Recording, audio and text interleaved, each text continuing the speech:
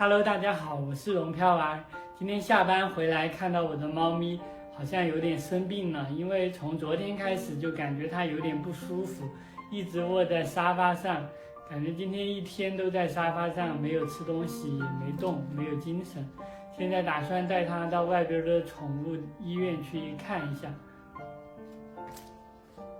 波妞，波妞，你哪儿不舒服？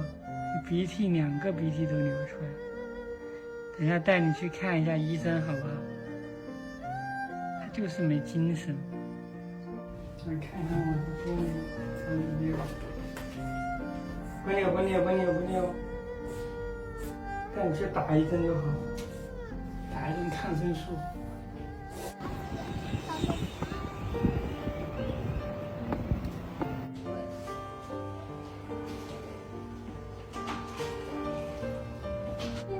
要给猫咪测个体温。没有，它一直吃东西啊，什么胃都很好。对，吃的特别多。昨天精神也不大好了，也不就是没有它平时那么活跃了，已经。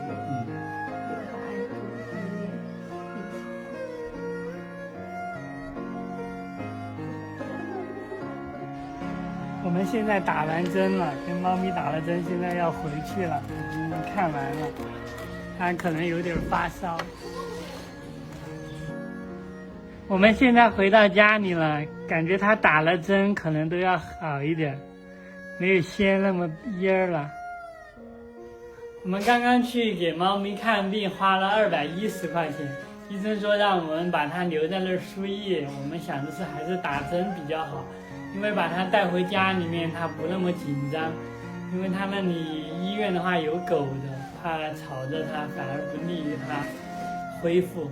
今天的视频就拍到这里，大家如果喜欢我的视频就关注我，帮我转发评论，拜拜喽。